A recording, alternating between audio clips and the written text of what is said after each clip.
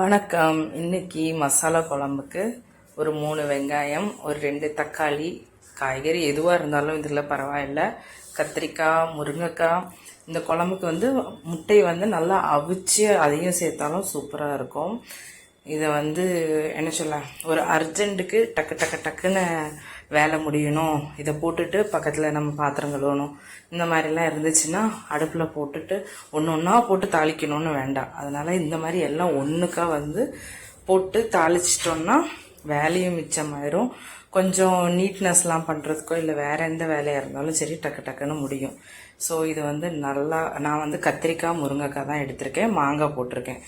நீங்களும் இதே மாதிரி செஞ்சு பார்த்தீங்கன்னாலும் ரொம்ப பெஸ்ட்டாக இருக்கும். என்னென்னு புளிக்குழம்பும் இதுவும் ரொம்ப வித்தியாசமாக இருக்கும். கண்டிப்பாக ட்ரை பண்ணி பாருங்கள். இப்போது ஃபஸ்ட்டு ஒரு கடாயில் எண்ணெய் ஊற்றிட்டு கடுகு, வெந்தயம், கருவேப்பிலை போட்டு தாளிச்சுக்குவோம். அப்புறம் வெட்டின காய்கறி எல்லாத்தையும் ஒன்றா மிக்ஸாகவே போட்டு நல்லா வதக்கிக்குவோம். தேவைக்கு உப்பு சேர்த்துக்குவோம். இது கொஞ்சம் நைட்டு தோசைக்கும் நான் சேர்த்து வைக்கிறதுனால கொஞ்சம் அதிகமாக தண்ணி ஊற்றிலாம் வைப்பேன்.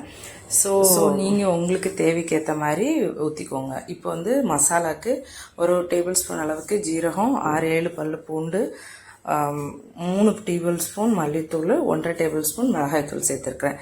இதுக்கு ஒரு நல்லா அரைமுறி தேங்காய் அளவுக்கு திருவி எடுத்து அதையும் சேர்த்து ஒரு 3/4 கப்லேருந்து 1 கப் அளவுக்கு தண்ணியை விட்டு நல்லா அரைச்சி மைய எடுத்து வச்சுக்கணும்.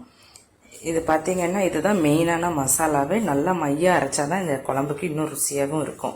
இப்போது காய்கறி எல்லாம் நல்லா வதங்கிருச்சு, பார்த்தாலே உங்களுக்கு தெரியும்.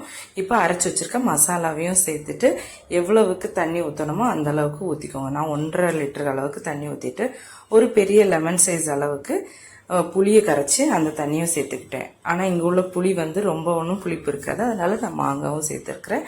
மணமாகவும் டேஸ்ட்டாகவும் இன்னும் சூப்பராக இருக்கும். ஒரு 15 நிமிஷம் மூடி வச்சு நல்லா கொதிக்க வச்சிங்கன்னா நம்ம குழம்பு ரெடி. கண்டிப்பாக நீங்களும் ட்ரை பண்ணி பாருங்கள். மறக்காமல் என்னோட சேனலுக்கு சப்ஸ்கிரைப் பண்ணுங்கள். தேங்க்யூ.